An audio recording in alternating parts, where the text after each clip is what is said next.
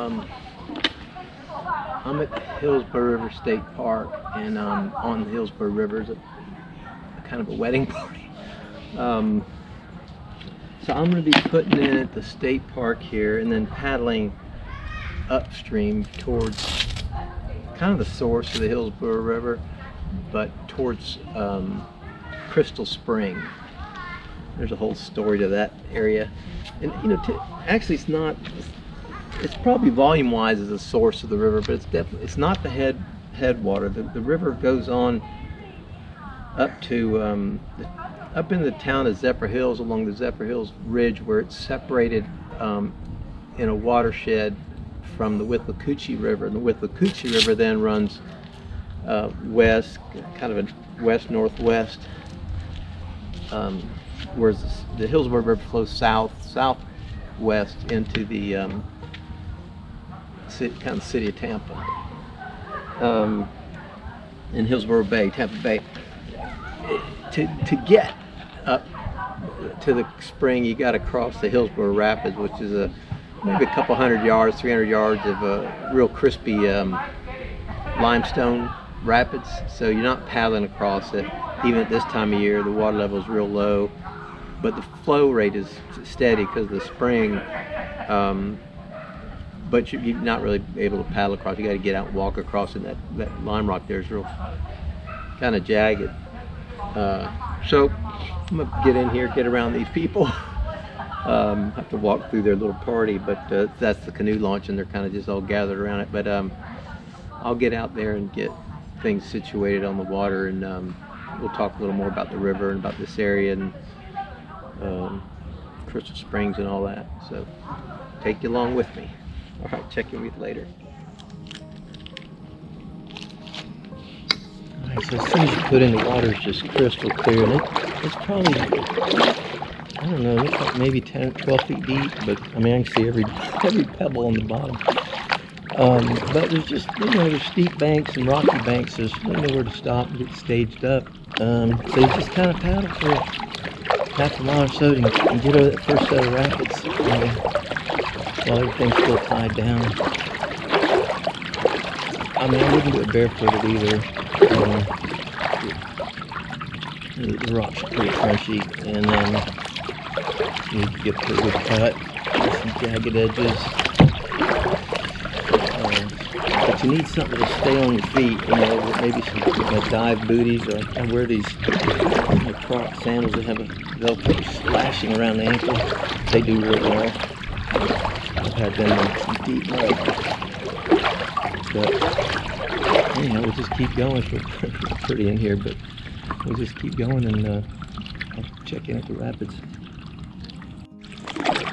So there's several rapids, which, you know, of course, capture your attention, but the rest is just, you know, beautiful. But you forget there's this pervasive current against you. You know, just a slow walking speed most of the time. It's slow walking up to walking speed most of the time, but you gotta remind yourself that the current at the edges is well, essentially zero. I mean, it's less because the friction of the ground with the water, so the current's always highest in the center of the stream. It forms kind of a parabola, or you know, and so you just don't. It's easy to just forget what you're doing, just be paddling down the middle of the stream, and you don't realize the whole time you're fighting a little more current than you need to. You just kind of stay the edges, and you know, just put in the time. Just kind of like jogging a 5K or 10K. Just let your mind go and keep chugging along. But don't get lackadaisical and find yourself in the middle of the stream the whole time. Be doing work you didn't realize you did or had to do. You just wore out. It gets tougher. Good morning.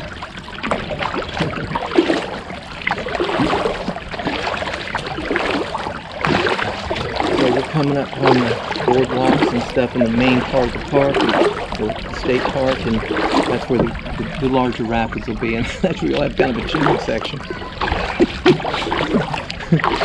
Let's hope it's positive. We'll see.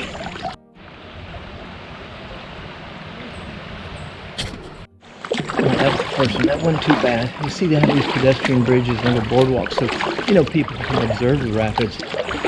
Sometimes you get a shearing section.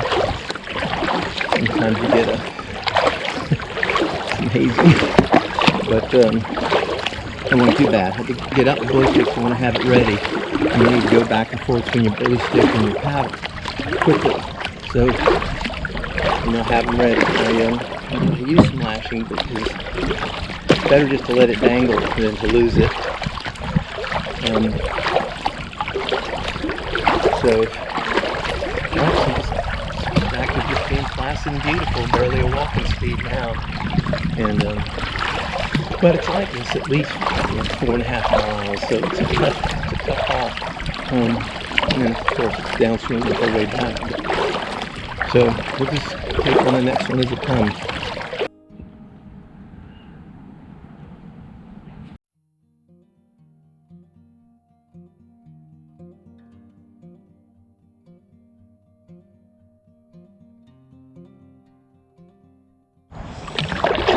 Alright, we're coming up on an area now. I can hear the Highway 301 over there, but just around this bend is the mouth of Indian Creek, they call it. It's almost due north-south, and that creek goes from it's a watershed, but it could have very well had a spring source as well.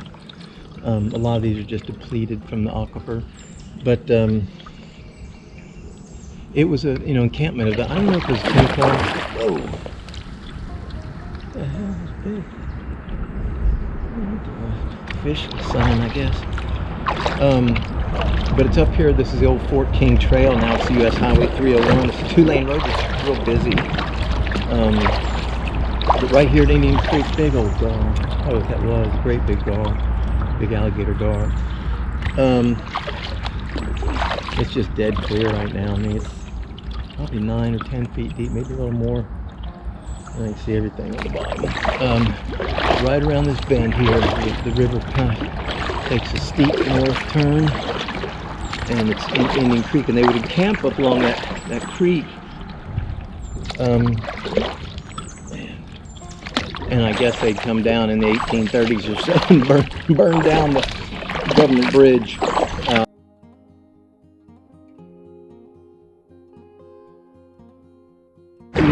This is the old railroad abutment here. You can see some of the pilings still there from the approach span.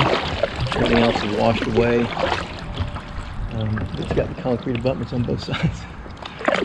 Really old.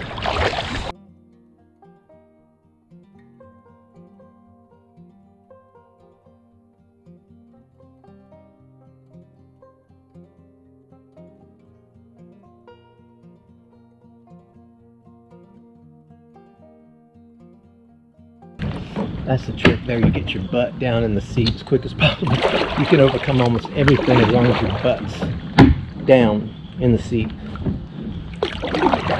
Okay. But that's what you do. You just get through the best way you can. Get through, go around, do whatever. But this water's getting real clear, so we're probably the size of the tree I'm going to buy. Great big cypress tree.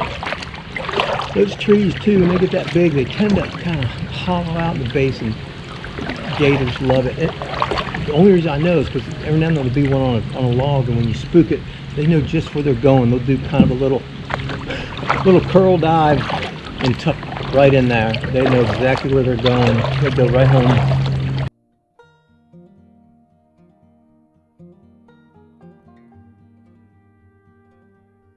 I mentioned that this is my third attempt.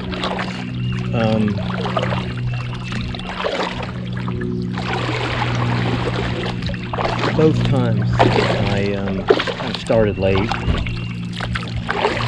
That's a tufted titmouse. It's so loud, that bird's like that big. I don't know how they do it, but they're way up there, and they'll answer each other. They're letting everybody know here I am. They don't like it. So there's two main tributaries here. There's the Blackwater Creek, which runs through Two Rivers Ranch. That's why I call it Two Rivers. And then on to Plant City, north side of Plant City. Then north of there, there's something they call the Big Ditch. I think it's a natural creek. I don't know why they call it Big Ditch, but here's a good example though of how I got turned around last time. I'm going to be flowing upstream the whole time. I'm going to be paddling upstream the whole time. But I got turned around, and you also have a water clarity issue. The stream is dead clear, dead clear. So I avoided, even though it was upstream, it was brown water, so I figured it was Blackwater Creek. So I went off this way, and that was very clear, but it was some sort of oxbow off the main river. And I noticed as I was going, I was having to get out and cross where a tree had fallen. The leaves were flowing under the tree with me, so I knew I was going the wrong direction. You know, it was real clear. So there's just a kind of a little, I don't know, kind of a little zigzag in here that I got to pay attention to. See, the water is getting a little murky, but the good news is I got my last 2 attempts in the GPS, so I can see. But this looks right, but it's, oh, that's why it's getting murky. See, okay, here we are. This is, should be a tire pin. There's a tire pinned underneath the tree up there, I thought. Yeah, there it is. So that's Blackwater Creek. That goes, watch the water difference here. It's brown water. That's Blackwater Creek, goes almost due east. And watch this water.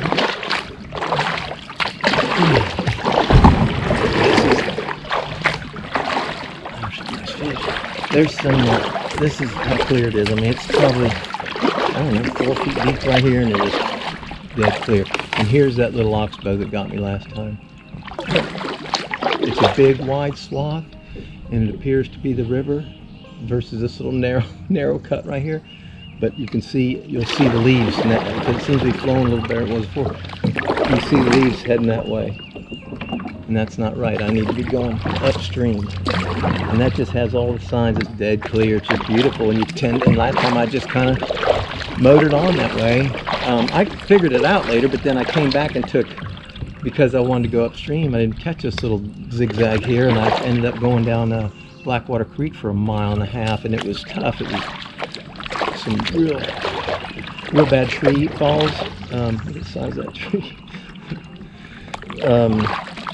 And then I just started running out of time, and when I got back, I checked my watch had tracked me too. If I can put that on. And it told me where I was off. But anyhow, so now I'm on the right track, and I've been this far. I broke my bully stick up north here. This is one of those crossings. You gotta just kind of look at and decide if you really want to go over or under. I'm gonna go under because it looks like the water's down. And I went under last time, but I kind of skinned my face up doing it. You gotta get where your butt is down in the footwell and lay back. Get your seat down and everything. I don't know. We'll just see. Can I do it with my hand from here on out? You gotta look out for poison ivy.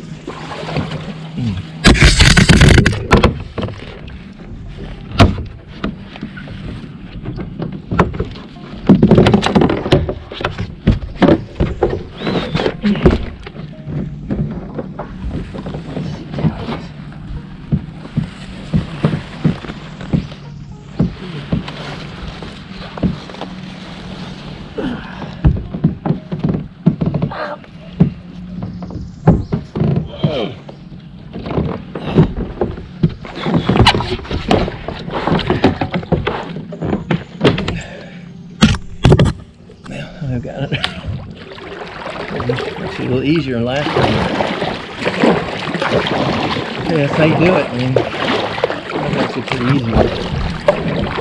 The problem is I get a little lazy. Sometimes just getting out is a lot easier. It's just you take more risk because you're up there, on the balance beam. But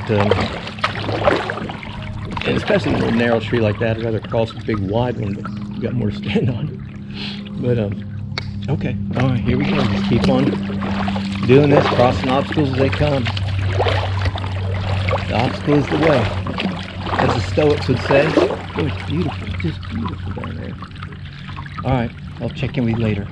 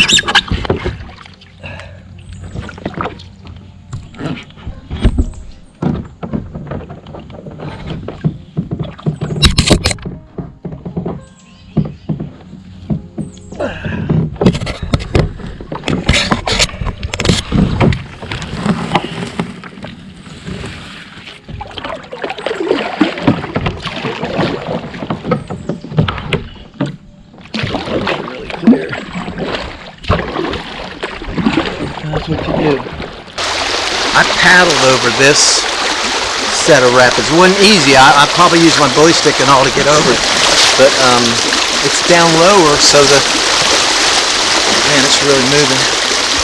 So you really, the velocity is much higher. And I'm going to show you this place when we get in here. It just gets real deep. I mean, it's real deep right here.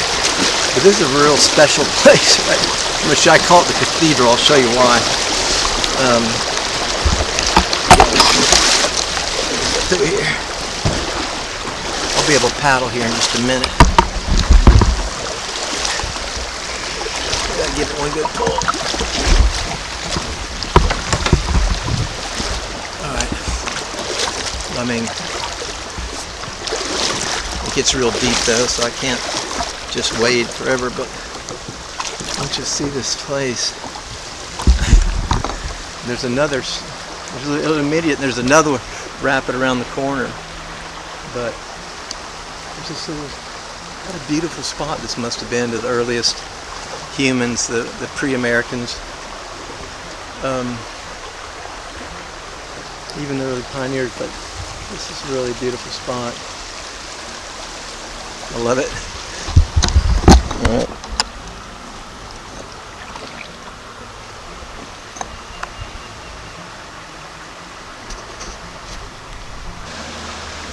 Alright, you see the rock and then the tongue that forms around the side.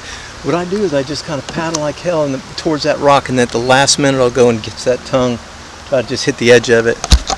I'm getting kicked out of here now.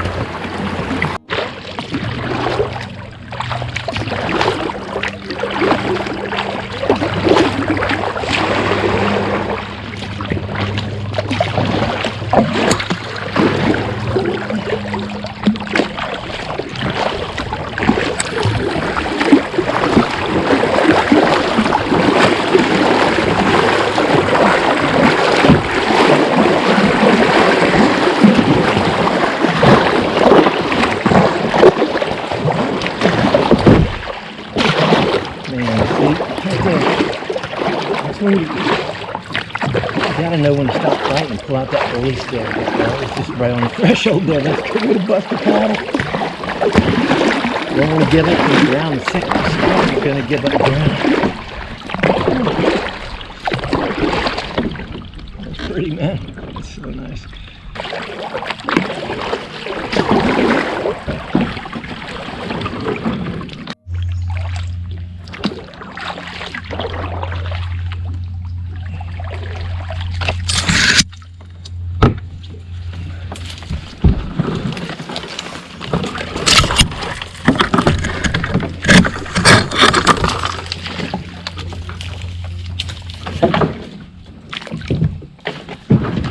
May check for bugs.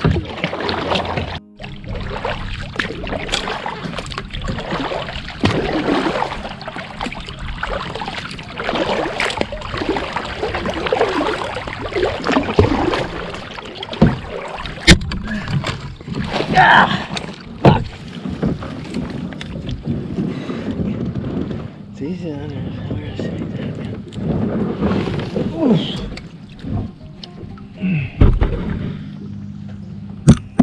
Oh.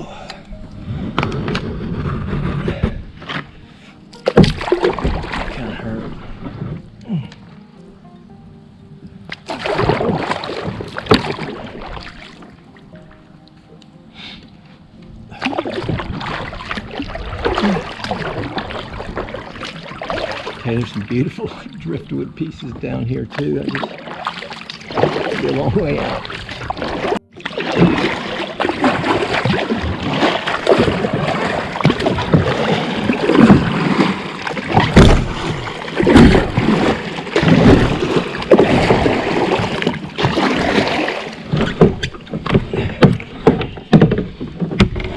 As far as leverage goes, there's nothing better than get your hands on something solid. The current can't overcome that. You can pretty much hold your own with in any of this current, you know. Just gotta watch out for poison ivy. I mean, you're gonna get it. I got a little bit of a. I got a regimen for that. Maybe I'll show it to you if we get somewhere we can go. Deep here too. If we get somewhere, maybe I'll show you stuff I bring with me. One of them's just a wash rag that I impregnated with, just soaked it good with some biodegradable soap, and then I put it in one of those kitchen vacuum things, just sucked all the air out of it and seal it, and then so it's always there. And when I get out, I just get to a water source away from the river and just scrub hard, like I'm trying to get grease off of me or something. Just scrub it. And I can't remember what that oil is called, Ursolol or whatever it is, Urusol, or that oil comes in the poison ivy. But oh, it's so pretty right here. It's just deep, big lime rock shelf. But just scrub it right off of me. And usually I'm good. I don't really get it in sensitive areas, like inside of my arms and stuff, sometimes inside of my legs, between the back of my knees. But you tend to spread it all over yourself once you get on it. But anyhow, so that's that.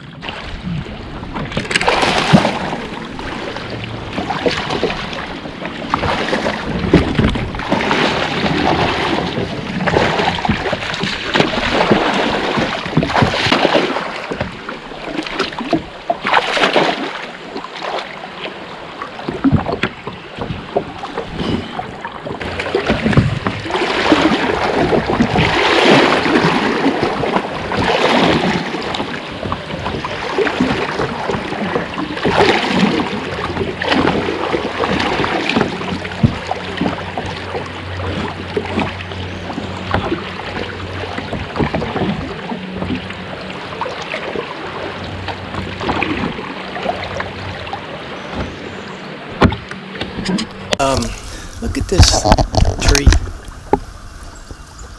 See that blue? I've seen that on the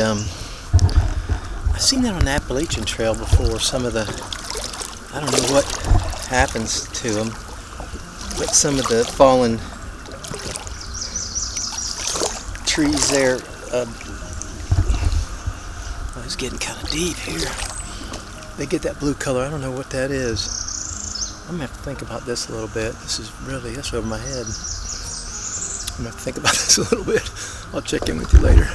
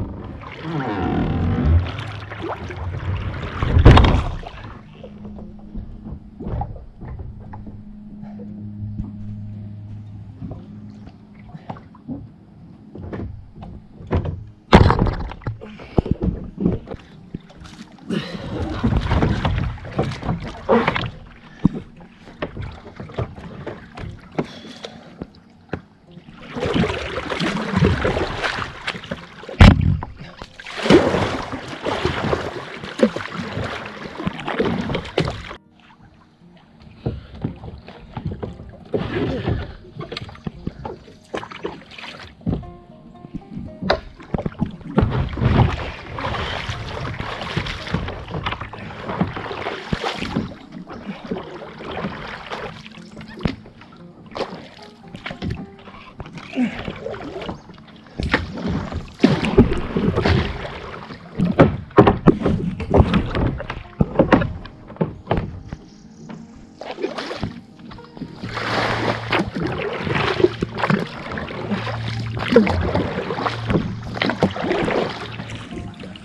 little suspicious about the frequency of these trees, but they're not chopped. These are all one after another. It's really rough.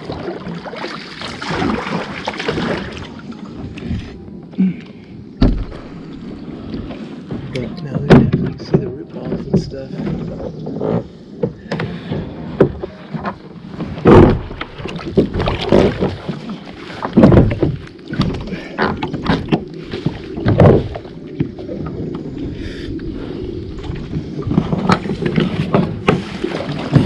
Clear and pretty down here.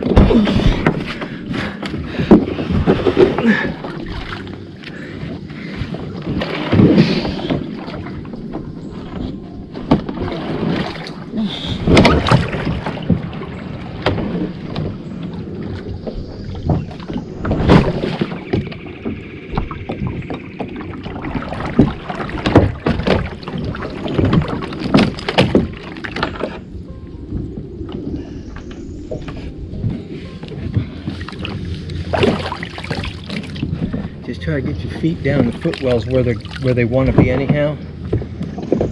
Yeah, there. And get your butt down the seat as fast as you can. That's what'll save you.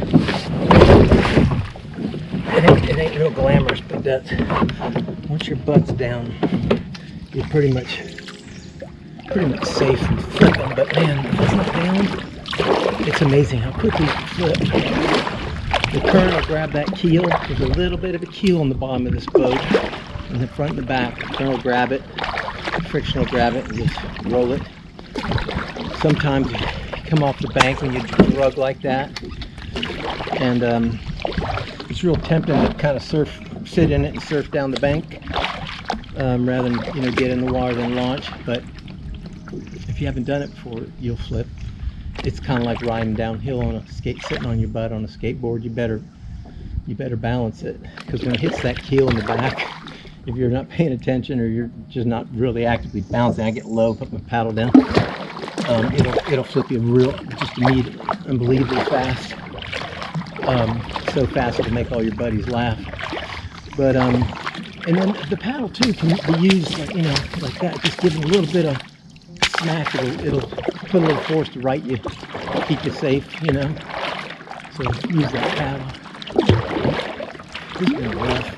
It's been tough. These ducks, these poor ducks, I keep flushing them, then they go 150 yards or 200 yards, I flush them again. I wish they'd just get behind me.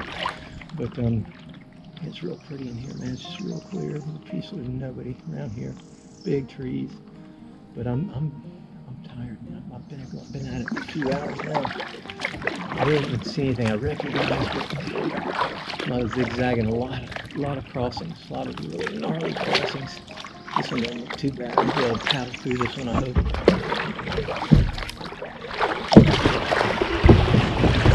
Right there, that little snag, man.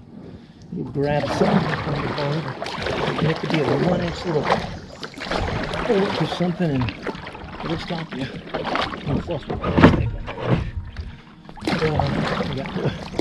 That's why you get so tired of getting out. You just try to muscle it, but then you get more out. This is a tough one too.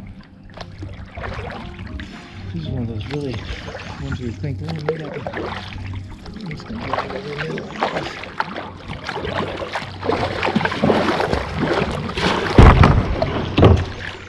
Ooh. See, the problem is I got one right there too. Alright, this is tough because I don't have really leverage, in front of me. Just put your paddle away, it ain't gonna do no good. And then just use your foot pegs. Try not to flip yourself over or get low. Foot pegs. Just to push. I gotta do it one more time here. This one don't look quite as bad. See, this is what I'm talking about, how it's got me like this. Well, I've done it a lot, so I know what's going to happen. It wants to sit on that keel, and it's only about that wide, and it's pretty sharp to keep it, keep you tracking. but it's not the most stable thing in the world. So when I come off it, I know it's going to want to send me somewhere. So really, I've got to come off it square, but I need to cross over there, so I'm not going to worry about crossing. Right now, I'm going to come off it square, not get flipped, and then have to remaneuver. Where if I was just paddling, I'd hit right over there, but I got to get off this thing first. That wasn't so bad. That wasn't bad at all.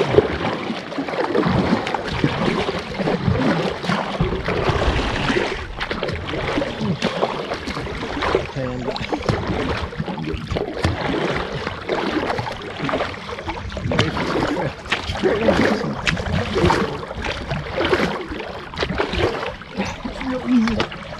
It's really easy to overestimate how much room you got there. The good news is I wear kind of a durable shirt. The shirt's a canvas, like Wrangler canvas something. I don't know what they call it. Canvas, I think. And it's durable. It's not like Columbia shirts are nice, but they're you know, newer material, thinner material to be lightweight and all that. And sometimes you don't have any choice but to get your back wedged under that tree and just sink your boat. To get under, just use your back as leverage to sink your boat a little bit, kind of reverse and wriggle your way through with your wherever those back muscles are. You just kind of wriggle. But it'll tear up a Columbia shirt pretty bad. At least the new ones. The old ones are more. I think they're fine. I like them, but they're doing a $60 shirt. Whoop, there goes the bully stick. You don't want it. You got to get that back. Yeah, that thing. That's like leaving your best friend behind. That thing. Look at that. It's just a little loop, the little hand loop caught on that ledge right there. It's almost like nature don't want you in here. All right, the problem is you just lost 50 yards. So see that side current, and that thing will just go through. I didn't even see that snag. It is perfect, pointing right at me, just like that. Like it was made to do that. Let's not do it again. Now, this is learning something new though, and you just keep that loop out in front of you. I like to get at it anyhow. So I like to wrap it over my wrist real fast for that nasty spot. Alright, got here right across the big one. I'm going to keep the camera running so you can see it. It's like, one after another. I don't know why. But it's definitely a root ball. Nobody's come out here cutting trees down to keep people off their property or nothing. This is going to be a little tough because the place like across is blocked by that. And you're going to be a lot farther from it than you think when you get that bow in there. It doesn't take much to hold this thing up.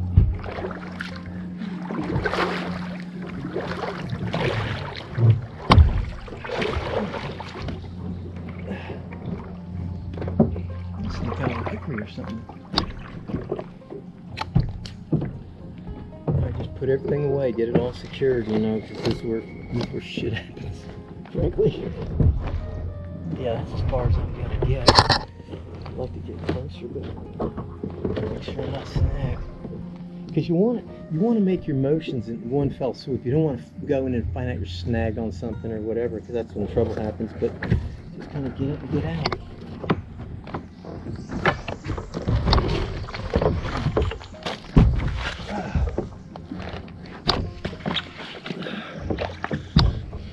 Go backwards on this one.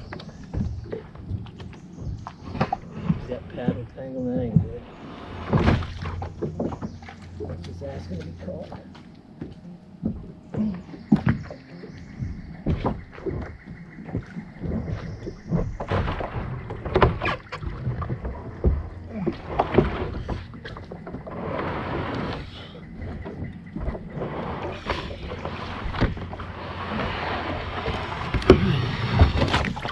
That's how you do it.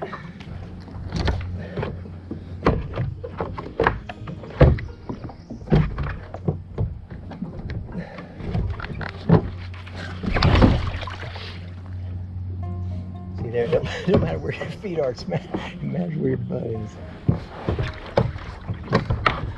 That's how it is.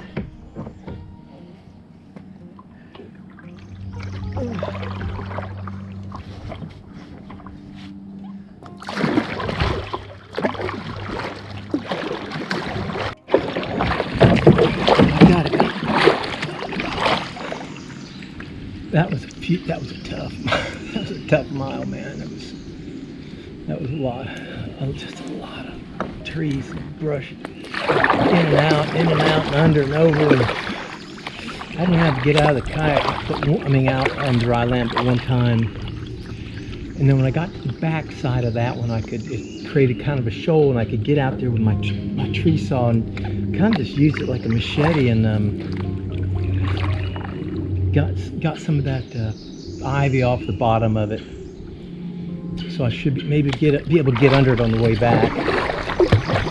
I don't know, but I'm getting the paddle again, and I know I'm getting close to spring. This water is just super clear. I'm trying to cross that power line, so I know I'm in Pasco County now, and there was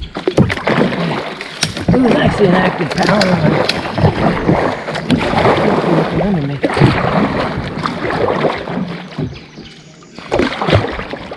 But alright, I'm just gonna keep on going. I think it's real pretty in here, man. Alright, I'll check in with you later. I'm kind of stuck on this log, so kind of take advantage of it.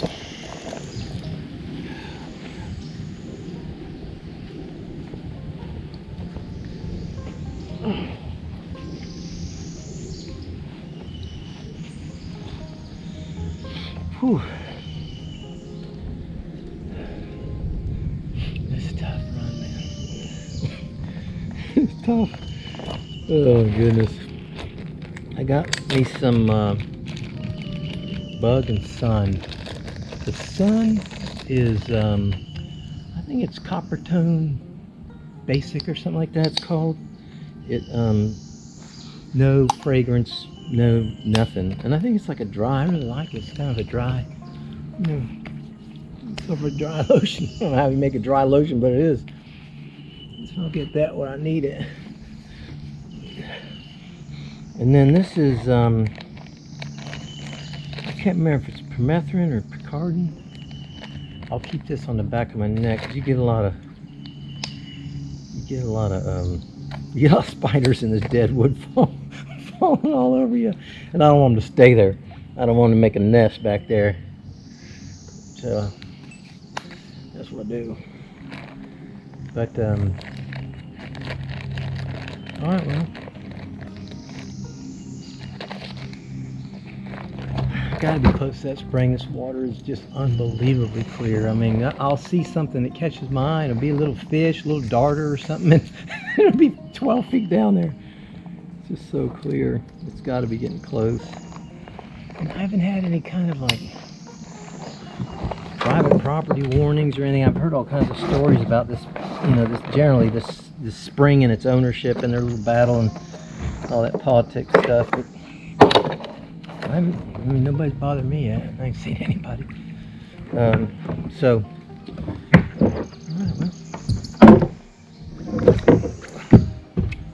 eventually I'm gonna have to get up here and just take everything out of the boat and turn it upside down and wash it all out. It's just covered in dead wood.